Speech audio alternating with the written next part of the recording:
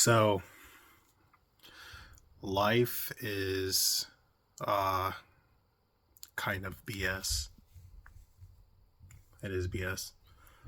Like there's never a moment where you just simply can't take a break. There's always one BS after another, whether it's family related, legal related, work related, life related. It all goes into one big circle. But the thing is like I just got off of work, tired, whatever, and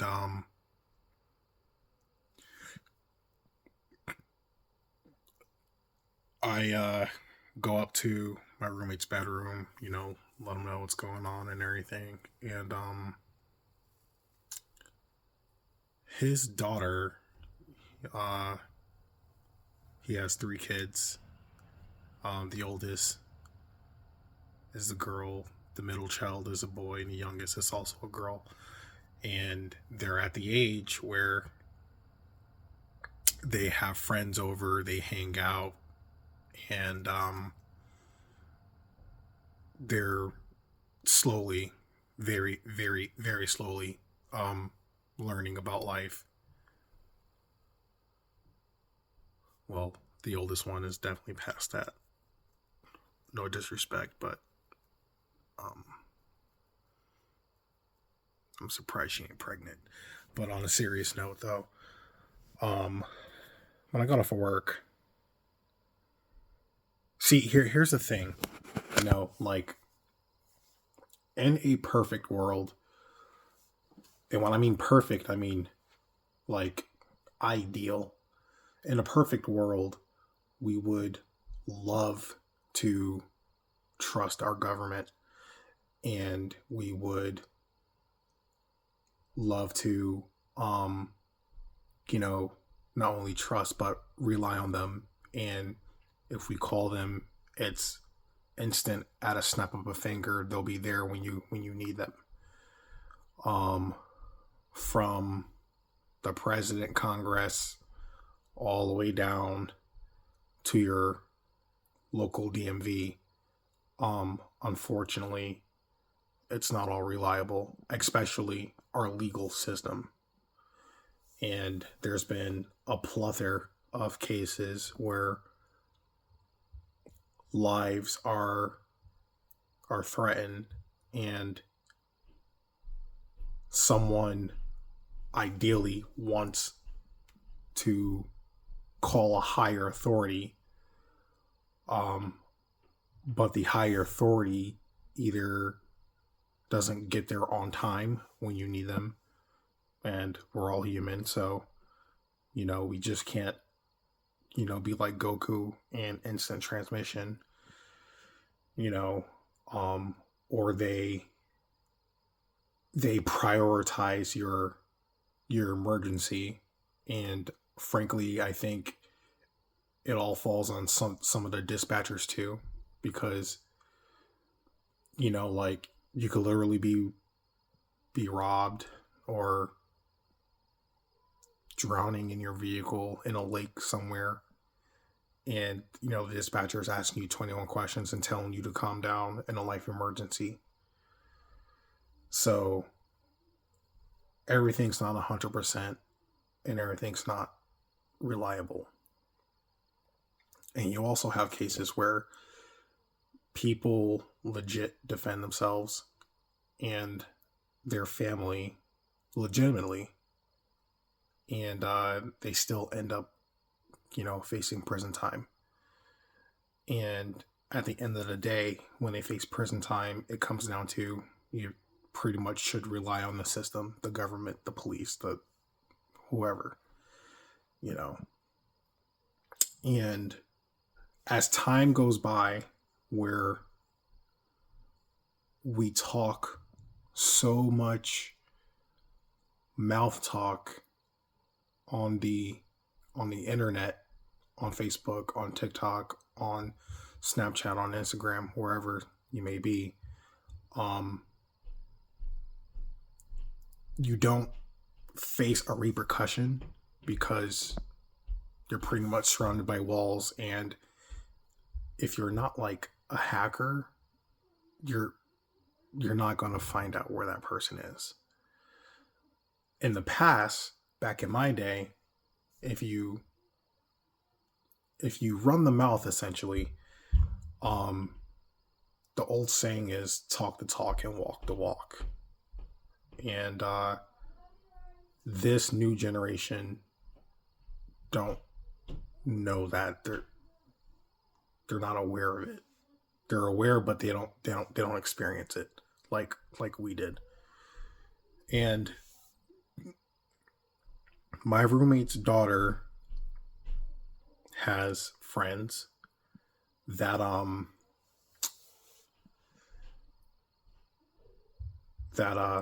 kind of felt that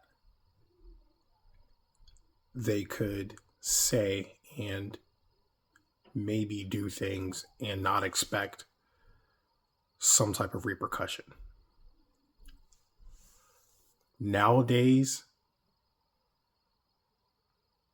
people are crazy, like genuinely, mentally too. And you're always going to have that one person who just won't care and would go out of their way to prove a point, so you can remember that for the rest of your life. And when his daughter was on the phone with her friend, they were kind of panicking and the whole entire nine. And they mentioned guns. So my roommate, the father, was like, actually we were like, oh, okay, and her friends were afraid to go home because obviously they don't want to be stalked, which is fine. That's cool. Who knows where the nearest police station may be? They probably don't know. I don't know. I know they exist. I know 911 exists, but but what was happening is like these guys were they said something because like after the whole entire ordeal was over with, I questioned all the girls that came to our safety, and I was like, what happened? There was like, oh, they said something, so we said something back, and we honked at them, and they, the other guys, they try to brake check them. Then one of the other many females and girls were like, I guess called one of the dudes BIT.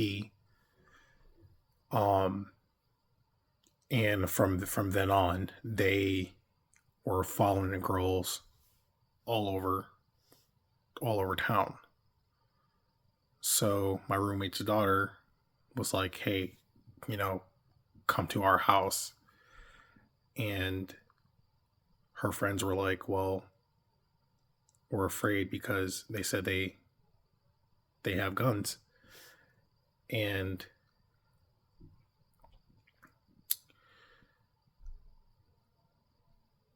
I can't speak too much like legally, but all I could say is like, me and my roommate, we looked at each other and we were prepared for the situation, so to say. And we were just waiting for the girls to come, and they eventually came, and they start, running out the car to get inside the house, and then like literally, 15, 16 seconds later, a truck with, I want to say, like 5, maybe 6 men were inside the truck, and my roommate had his Second Amendment ready, and I had my Second Amendment ready. And when the truck went by, it stopped, and like the guys inside the truck had a hard look at them. Sorry, they gave a hard look at us, like they were studying and analyzing the situation. As we were standing outside, like at the ready, the guys in the truck was like, never mind, we don't have time for this. And then they drove off. So they clearly didn't have what my roommate's daughter's friend said that they did have. I mean, if they did, they probably like really wasn't about that life, or they saw that our Second Amendment was clearly bigger than their Second Amendment, with more rounds to say hello to. And present time, like we waited until like everything died down, and then I had a conversation with the girls, and I'm like, like what happened, and then they explained the situation, and I told them like hey, people are crazy. If you're gonna start something, make sure you're able to finish it.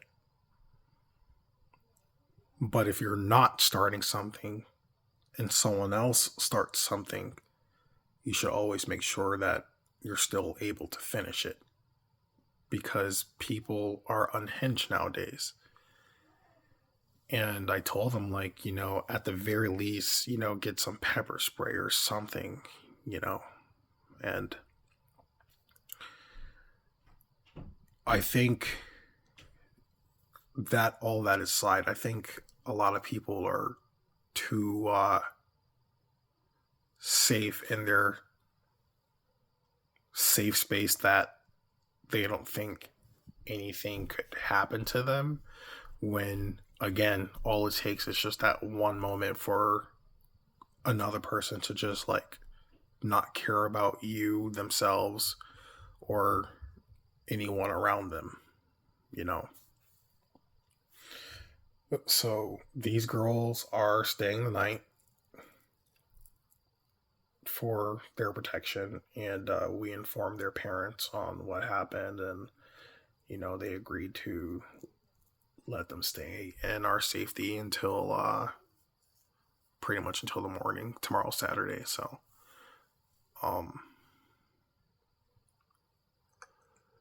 now the thing is like, if we did call the police, how long would it take them to arrive? Because one, you call 911, you talk to dispatch. Dispatch is asking you 21 questions, which that time stacks onto the level of severity.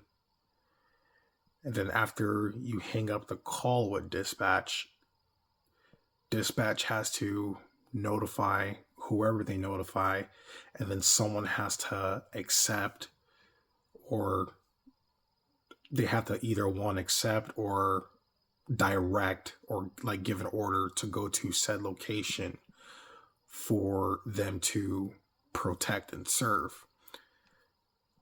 So that ordeal could take up to at least 10 to 15 minutes. Now keep in mind, when all this was going down,